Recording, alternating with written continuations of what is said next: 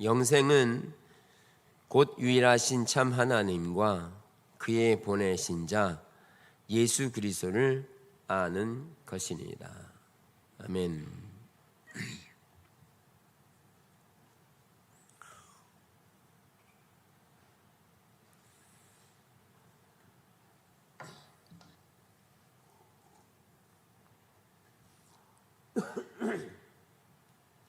네, 우리가 지금 신앙이 무엇인가, 신앙의 본질이 무엇인가, 왜 신앙을 가져야 되는지, 또는 신앙의 필요성이 무엇인지, 삶의 의미와 목적은 어디서 오며 또 우리가 무엇을 위해 사는지 등 이런 부분들을 우리가 살펴보고 있습니다.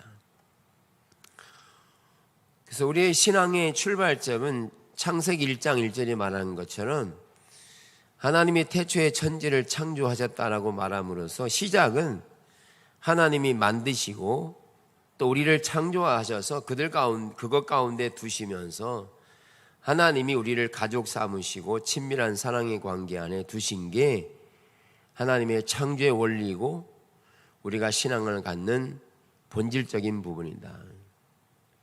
그래서 오늘날 온통 세상은 먹고 사는 게 문제라고 하지만 그것에 대한 목적을 가지고 있지만 우리가 가지고 있는 목적은 먹고 사는 문제가 아니라 하나님과의 친밀한 사랑의 관계를 우선 목적으로 하고 있고, 하나님과의 친밀한 사랑의 관계 안에 있으면 하나님께서 모든 먹거리를 공급해 주시는 하나님임을 우리가 믿는 것이죠.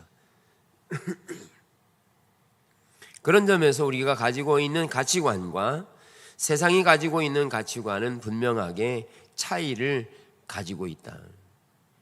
그래서 세상에서는 그 많은 것들을 얻기 위해서 노력하고 열심을 갖다가 다 얻지 못한 채 죽음을 맞이하게 될 때 가장 허망하고 허무하다라고 말하지만, 우리는 죽음 이후에 영원한 삶을 가지고 추구하기 때문에 허무한 게 아니라 영원한 생명을 갖는, 영원한 하나님 나라에 들어가는 백성으로서의 가치를 지닌 것들이 신앙임을 말씀해 주고 있는 것이죠.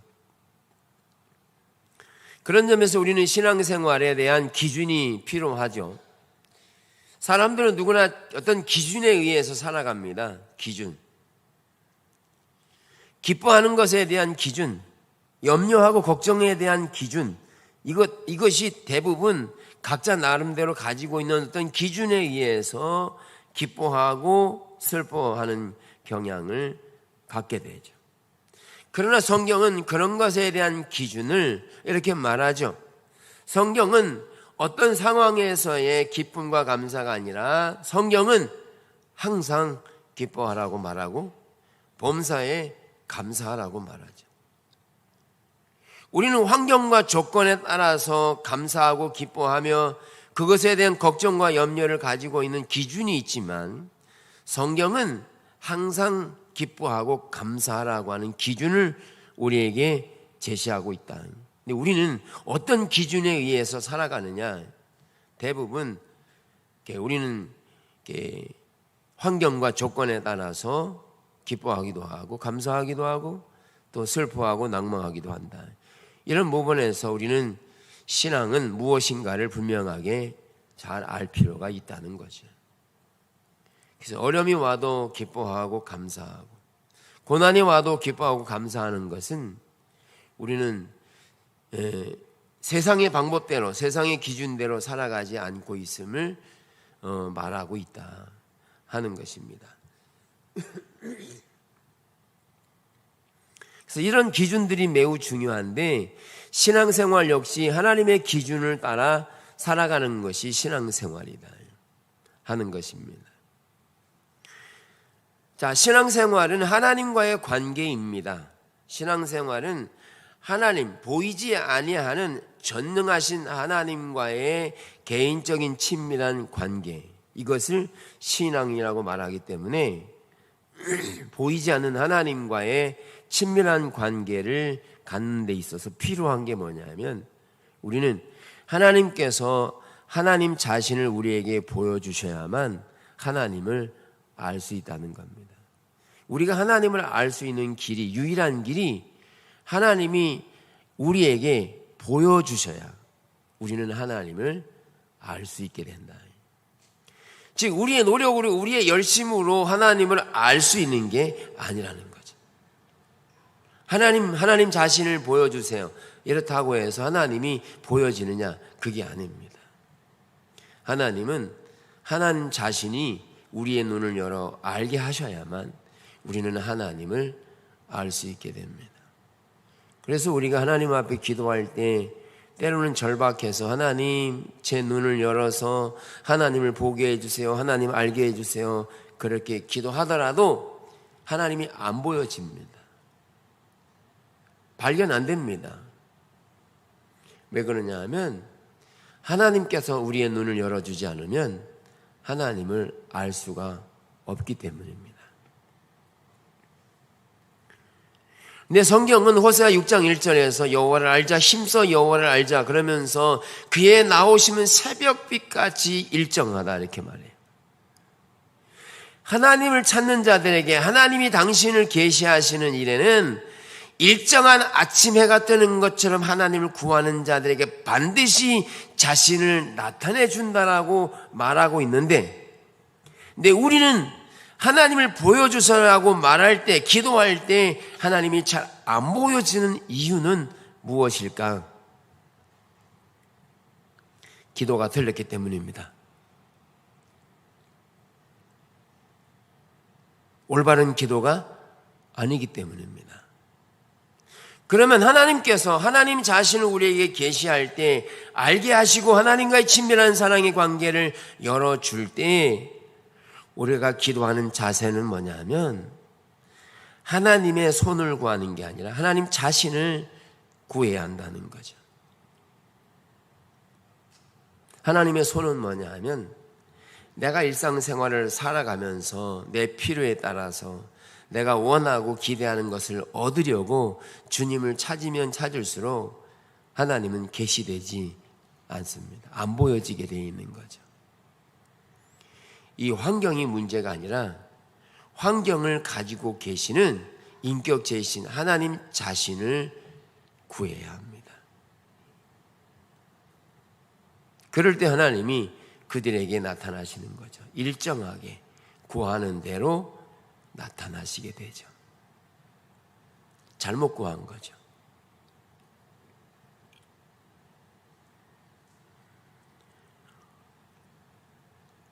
여러분, 우리가 신앙생활은 하나님, 인격체이신 하나님과의 친밀한 사랑의 관계인데, 여러분은 상대방이 마음을 열어주지 않으면 사랑의 관계는 안 되게 되어 있습니다.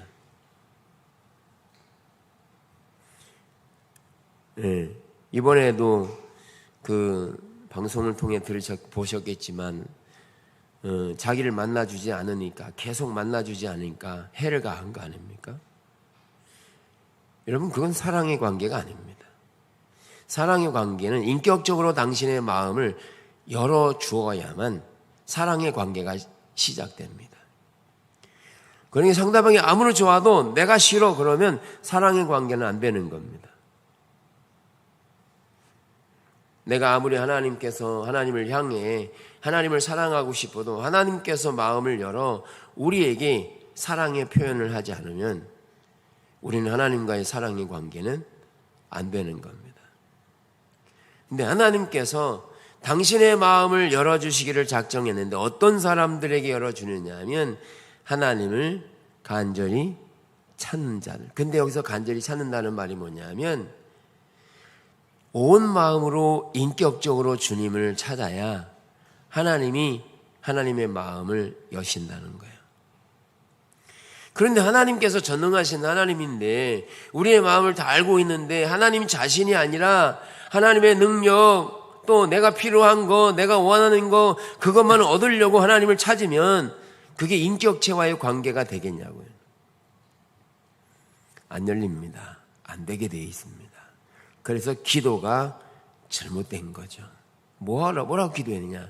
내 문제가 있어도 이 문제에 집착하는 게 아니라 이 문제를 내려놓고 인격체이신 하나님께 하나님을 알기를 구해야 되는 것이죠.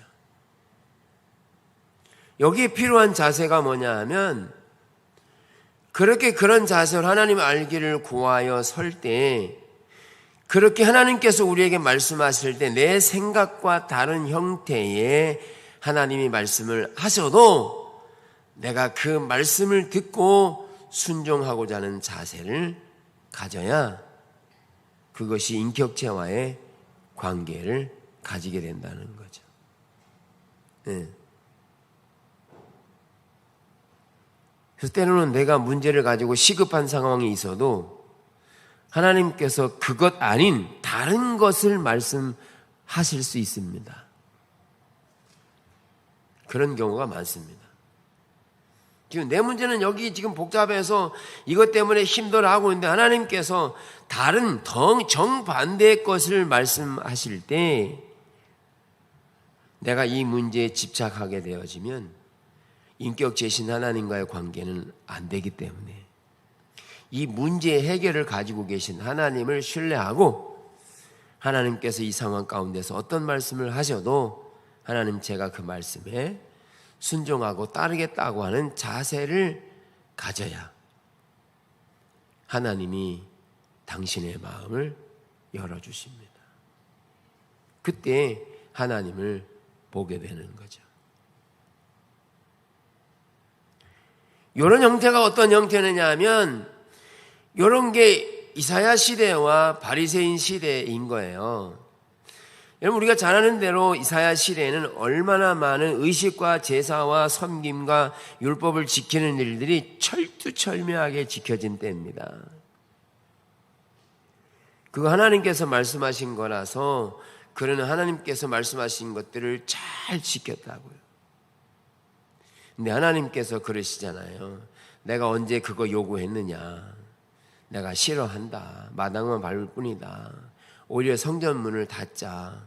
이렇게 말씀하시잖아요. 왜 그러냐 하면 하나님께 드리는 제사나 율법을 이렇게 하나님께 행하는 것이나 11조를 드리는 거나 헌신과 봉사가 틀렸다는 말이 아니에요. 무슨 말이냐 하면 하나님께 그렇게 했는데 문제는 뭐냐면 그들이 의식을 드릴 때는 철두철미하게 드렸는데 문제는 삶의 영역에서 그렇게 안 살았다 그 얘기예요. 이게 하나님을 아는 것을 이론적으로 아는 것이라고 말하는 거예요. 그러니까 아까 예를 든 것처럼 하나님이 전능하신 하나님인 것을 우리가 알아요. 근데 지식과 정보로 아는 거죠. 근데 현실적으로 문제를 만나면 그 지식과 정보로 하나님을 아는 것은 이 마음속의 걱정과 근심의 문제를 해결 못합니다. 그래서 하나님을 아는 것은 두 가지로 이해해야 되는데 하나님을 아는 것은 지식과 정보로 하나님을 아는 것과 인격체신 하나님을 개인적으로 경험하는 것 이렇게 두 가지로 나눠서 말씀을 드리는데 내가 하나님을 이론과 지식과 정보로 알면 실제적인 삶에 어떤 영향력도 주지 못하게 돼 있어요. 우리가 하나님 앞에 예배를 아무리 잘 드려도 삶에서 죄를 이기는 거는요, 내가 하나님을 지식과 정보로 알기 때문에 이기는 게 아닌 거예요. 그래서 우리가 신앙생활을 하면서 많이 넘어지는 경우, 왜 우리는 오늘 찬양했지만 우리는 자꾸 넘어집니다. 실패합니다. 물론 우리의 연약함을 돌아보시고 우리의 연약함을 실패를 통해 강하게 하십니다. 근데 왜 자꾸 반복적으로 넘어지느냐 하면 하나님을 알되 하나님을 이론적으로 아는 겁니다.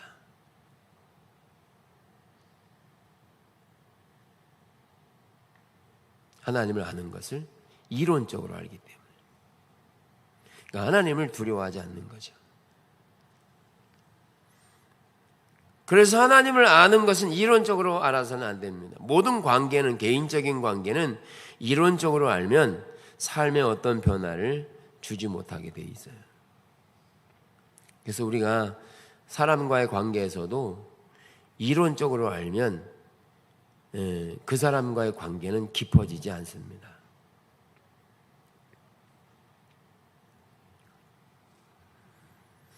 그래서 하나님을 아는 것은 이론적으로 아는 게 아니라 하나님을, 인격체이신 하나님을 개인적으로 경험을 통해서 하나님을 아는 것이 우리에게 필요하다는 거죠. 그래서 우리가 삶을 살아갈 때는 이론으로 살아가는 게 아니죠. 실제적으로 삶을 살아가는 영역이 실제이기 때문에 그 실제적인 삶을 살아갈 때 죄를 이기는 것은 하나님을 이론적으로 알아서가 아니라 인격체 되신 그분을 개인적으로 알기 때문에 삶에서 죄를 이기게 되는 거죠. 그래서 하나님이 우리에게 성령으로 계시되어야만, 하나님을 알아야만 삶의 변화를 주게 되는 거죠. 네, 제 얘기를 자꾸 해서 죄송합니다만은 제가 고등학교 농고를 나왔거든요. 축산과 나왔어요. 저의 소망은 목축업이었어요. 소 키우는 거였어요. 고3 때까지도 그것에 모든 목적을 가지고 있었어요. 제가 어렸을 때부터 부흥회 때 오시는 목사님들이 저한테 설교하다 말고 저한테 목회자 되라고 여러 번 얘기했습니다. 설교하다 말고. 예. 나보고 목사하라고. 설교만 하시면 되지 날더러 목사 되라고. 근데 제가 그 말이 귀에 안 들어왔습니다. 왜냐하면 저는 오직 목축업에만 생각이 있었거든요. 공부를 하기 싫었거든요. 그래서 여러분들이 오셔서 제게 그렇게 말해도 제가 귓등으로도 안 들었습니다. 그래서 고3 때도 여전히 대학 진학할 생각이 없었고, 그런데 3월달 됐는데 제가 학생회장을 하면서 학생회장 되기를 원해서 했는데 학생회를 어떻게 이끌어야 될지를 모르겠는 거예요. 잘 이끌고 싶은데. 그래서 하나님 앞에 15일 동안 하나님께 작정 기도를 한 거예요. 근데 13일째 되는 날에 하나님이 오셨는데 그분이 이론적인 하나님이 인격체로 제게 오신 거예요. 인격체적으로 만난 거죠. 그분이 내게 오셔서 간절하게 사랑의 마음으로 이런 말씀을 하시는 거예요. 사랑하는 아들아, 내 일을 좀 해줬으면 좋겠다. 그래서 그 사랑의 하나님의 음성, 개인적으로 주님을 만나면서 제가 가고자 했던 목축업에 대한 일을 버렸습니다. 직업을 전환하기 시작했죠. 그래서 그때부터 공부하기 시작한 거죠. 그러니 이제 그때부터 공부하면 뭐가 되겠어요?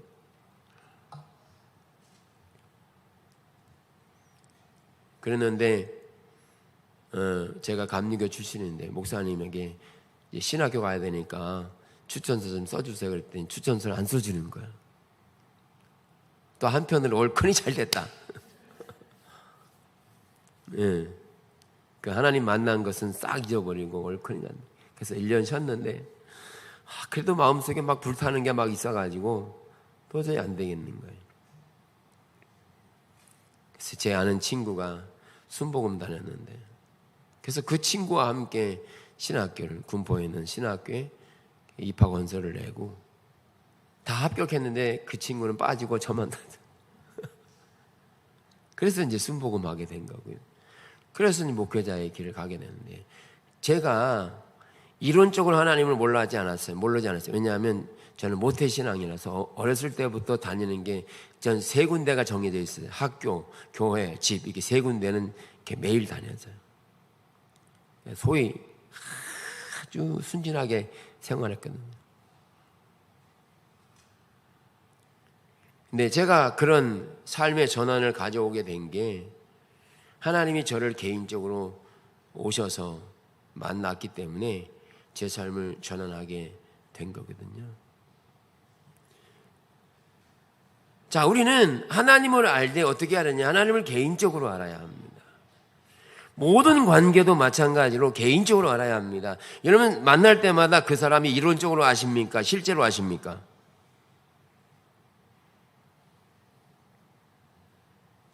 저는 살면서 매우 힘들었던 게 뭐냐 하면 예전에 잘못한 거 있어요. 근데 오늘은 안 그렇거든요. 근데 옛날 거 가지고 얘기를 해. 얼마나 짜증나는지 몰라요. 여러분은 안 그러세요?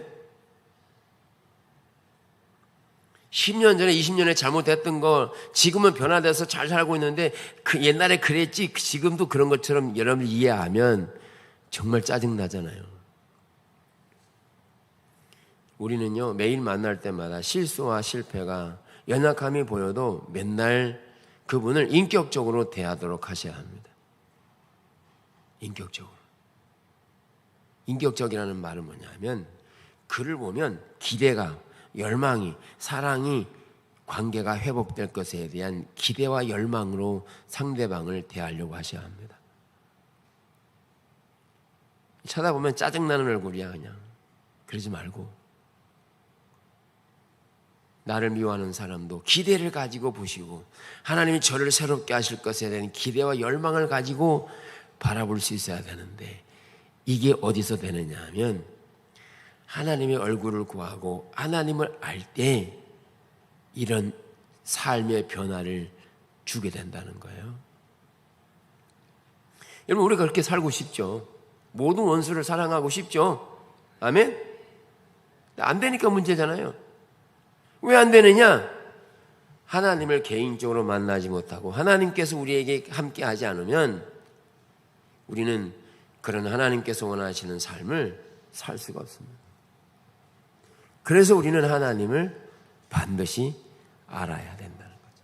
알되 지식과 정보로 아는 게 아니에요. 하나님 전능하신 하나님 사람들에게 많이 이야기해요. 근데 자신은 안 믿어. 믿지도 않을 뿐만 아니라 삶에서도 그렇게 안 믿어요.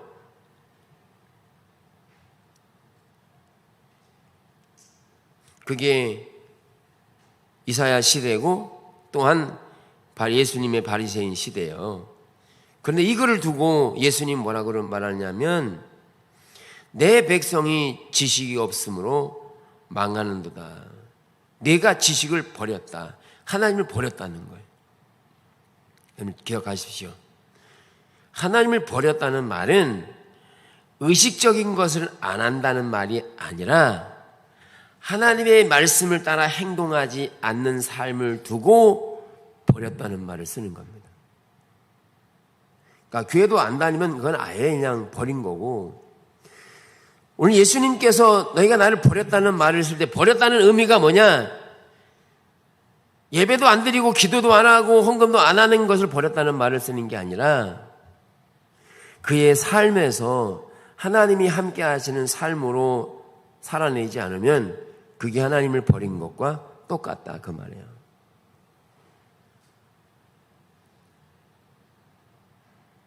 이게 하나님 버렸다는 거예요.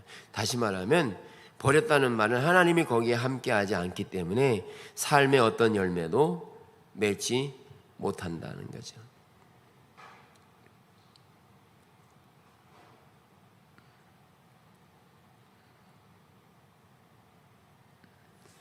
그래서 우리는 하나님을 지식적으로 아는 것과 경험으로 아는 것에 대한 이해를 잘 하셔야 한다는 거예요. 잘 하셔야 한다고. 그걸이 구분되지 않고 내가 이론적인 지식에만 이렇게 머무르고 실제적인 삶으로 그렇게 살아내지 않으면 우리는 하나님을 버린 것과 똑같은 이해를 하나님은 하신다라는 거예요. 이게 예수님 시대고 우리가 겪고 있는 현재의 시대인 거예요.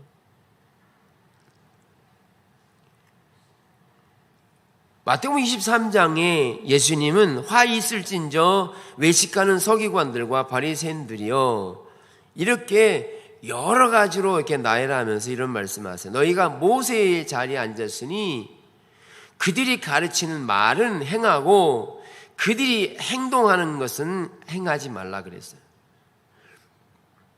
그러면서 어떤 일이 있느냐 하면 그들이 이렇게 생각했다는 거예요. 그들이 제단으로 맹세하면 아무 일 없거니와 그 위에 있는 예물로 맹세하면 지킬지라.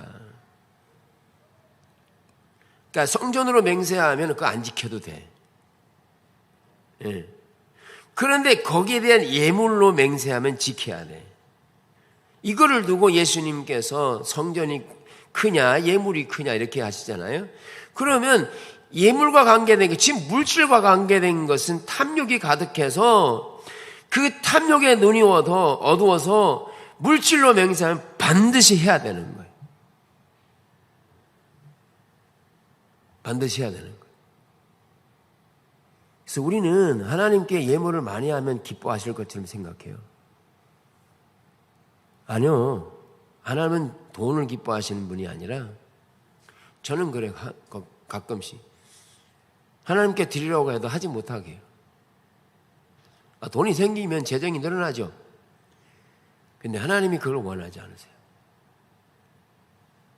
그럼 못하게 해요. 왜? 하나님의 임재가 하나님이 그 가운데 어떻게 하시느냐가 중요하니까요. 그들은 뭐 했느냐? 제대로 맹세하면 아니요 괜찮아 안 지켜도 돼. 그런데 예물로 맹세하면 즉 이렇게 가르치는 거고요. 그렇게 이야기하는 거고 박하와 회양과 근처의 11조는 들이되 율법에 더 중한 바 정의와 긍휼과 믿음은 버렸다 이렇게 말합니다. 그러니까 하나님께 대해 11조 잘하고 모든 율례와 법도를 잘 지켰는데 삶을 어떻게 살았다는 거예요. 하나님의 정의와 긍휼과 자비대로 살지 않았다 그 얘기예요. 가난한 자를 더 억압하고 재판을 하더라도 돈을 많이 주면 재판을 이롭게 하고 불공정하게 하고 매매할 때도 불공정하게 매매하고 그런 삶에서 하나님의 공의, 하나님의 정의가 그들의 삶 가운데 나타나지 않아서 그게 하나님을 버린 것과 똑같다 그 말이에요. 그들은 회칠한 무덤 같았어요. 속에는 시신이 들어있는데 그 무덤 겉만 하얀 페인트 칠한 거죠.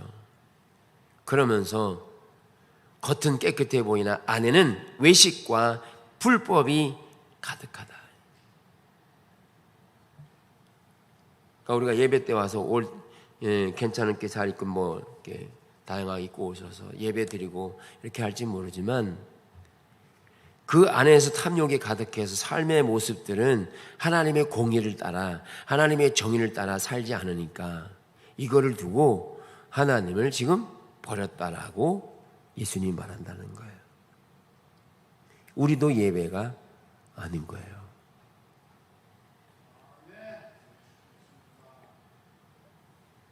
그런 점에서 이러한 과정들을 어떻게 하느냐, 하나님이 그 모든 삶 가운데 친밀한 가운데 개인적으로 함께하지 않으면 이런 것조차도 모를 뿐만 아니라 하나님을 버린 것도 모르게 되어서 우리가 잘 아는 사대교회 같은 경우에는 너희들이 살았다 하나 하나님은 죽은 자로 보고 있고요. 라오디아 교회 같은 경우는 너희는 부요하라 부족함이 없다라고 말하지만 주님은 가장 가난하고 가련하다 이렇게 말하죠. 모르는 겁니다.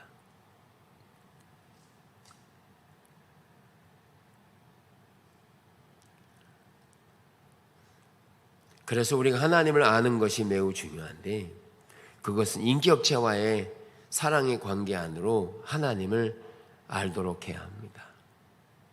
인격체와의. 그것은 사람과의 관계도 마찬가지입니다.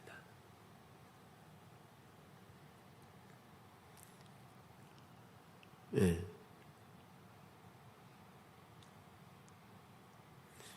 모든 사람이 인격적인 관계에서 매일매일 사랑스러워 보이고 거기에 하나님의 소망과 기대와 열망을 가지고 인격체와의 관계에서 얼굴을 볼 수 있어야 합니다. 저는 개인적으로 연약함과 부족함이 우리에게 포함되어 있지만 그러나 실수와 실패가 여전히 있지만 상대방에게 열망과 열정을 가지게 합니다.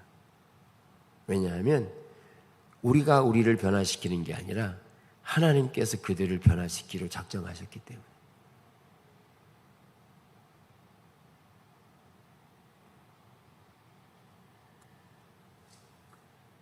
그래서 하나님을 알되 이론과 지식과 정보로 하나님을 아는 것은 실제적인 삶의 변화를 주지 못한다. 이렇게 되면 무슨 문제가 오냐면 신앙에 상당한 상처를 받습니다. 왜냐하면 하나님을 알아서 예배도 하고 기도도 하는데 삶이 안 변하니까 이게 신앙생활을 해야 되나 말아야 되나 해도 안 되네 어떻게 해야 되지 갈 바를 모릅니다. 나중에는 포기합니다. 계속 갈등만 오니까 안 되니까 아예 포기해버립니다.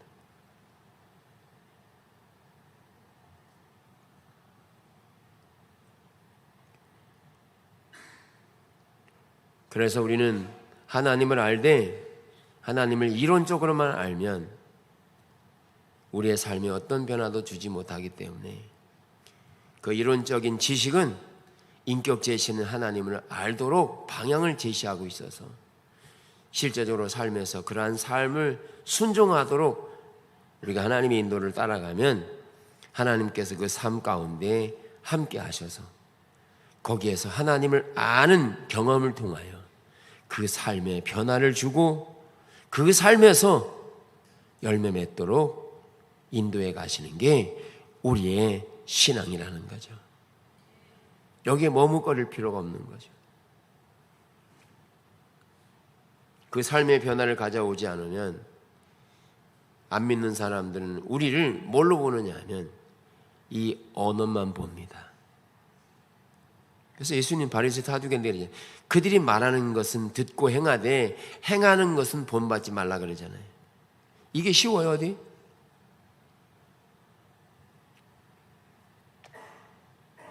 그러면 안 믿는 사람들에게 어떤 빛도 나타내지 못하고 어떤 영향력도 주지 못하기 때문에 교회가 소명을 잃어버리는 거예요.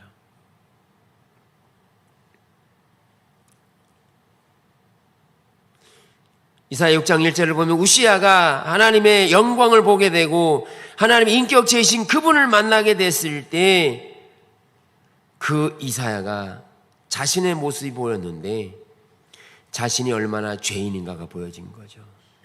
다시 말하면 하나님의 얼굴이 우리에게 보여져야 하나님께서 우리에게 함께하여 주셔야 우리가 어떤지를 발견할 수 있게 된다는 거죠.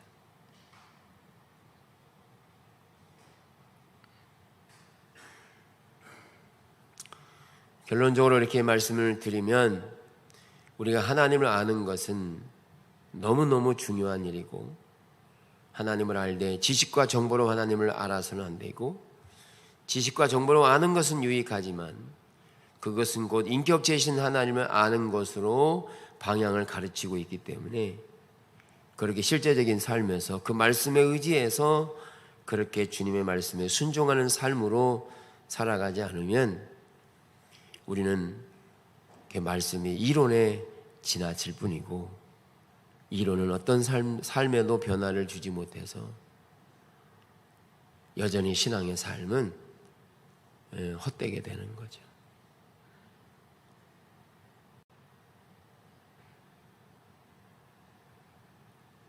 그래서 하나님을 알아야 합니다. 하나님을 알아야 돼요. 인격계신 하나님으로. 더 나아가서 모든 관계, 부부와의 관계, 모든 성도와의 관계는 아무리 실수와 잘못이 부족함과 연약함이 보여도 그 아는 지식과 정보로 대하지 말고 하나님이 나를 아신 것처럼 하나님이 나를 사랑하신 것처럼 내가 그들을 사랑으로 대해야 합니다. 기대와 열망을 가지고. 그게 어디서 나오느냐? 하나님을 아는 것에서 나옵니다. 모르면 지식과 정보로 대하게 되어 있는 거죠. 그래서 아무쪼록 우리 신앙의 삶에는 실제로 그렇게 하나님의 임재가 살아있는 생명이 넘치는 그런 삶으로 회복된 교회로 나아가기를 주님의 이름으로 축복합니다.